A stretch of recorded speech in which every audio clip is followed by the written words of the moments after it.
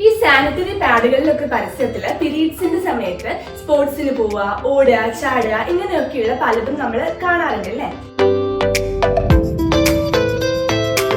Periods കാരണം ഒരു പെൺകുട്ടി അല്ലെങ്കിൽ ഒരു സ്ത്രീ ഒരു കാര്യത്തിലും പുറകോട്ട് പോകരുത് എന്നതാണ് കൺസെപ്റ്റ്. ഈ ഒരു കൺസെപ്റ്റ് ശരി തന്നെയാണ്. പക്ഷെ എന്തുകൊണ്ടാണ് പണ്ടുള്ള ആളുകള് പീരീഡ്സിന്റെ സമയത്ത് അവിടെ പോകാൻ പാടില്ല, ഇത് ചെയ്യാൻ പാടില്ല, അങ്ങനെ ചെയ്യരുത് എന്നൊക്കെ പറയാറുള്ളത്? അതൊക്കെ വെറും അന്ധവിശ്വാസങ്ങളായിരിക്കും അല്ലെ. ഞാൻ ഡോക്ടർ ഷോളി എലിസബത്ത്.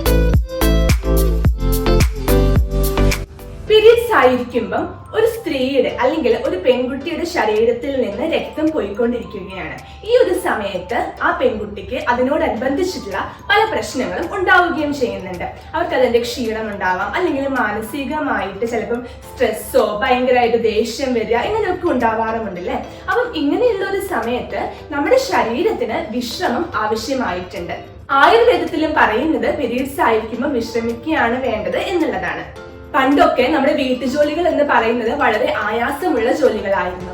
അരയ്ക്കുക, വെള്ളം കോരുക പോലെയുള്ള ജോലികളെല്ലാം.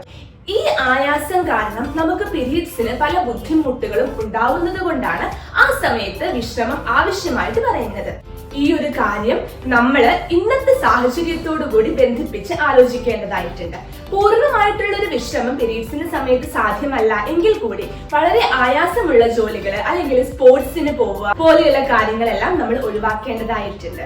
എക്സസൈസ്, യോഗ ഇവയൊക്കെ ദിവസവും ചെയ്യുന്നവരാണ് എന്നുണ്ടെങ്കിൽ പീരീഡ്സിന്റെ സമയത്ത് കുറച്ചൊന്ന് റെസ്റ്റ് കൊടുക്കാനായിട്ട് ശ്രദ്ധിക്കുക. നമ്മുടെ ശരീരത്തിന് വിശ്രമം ആവശ്യമായിട്ടുണ്ട്.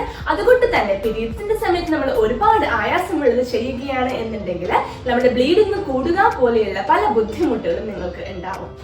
ഈ ഒരു വിശ്രമം എന്നത് ഒരിക്കലും അന്ധവിശ്വാസമല്ല. പലരും അങ്ങനെ തെറ്റിദ്ധരിച്ചിട്ടുമുണ്ട്. അവരിലേക്ക് ഈ ഒരു അറിവ് പകർന്നു കൊടുക്കുക.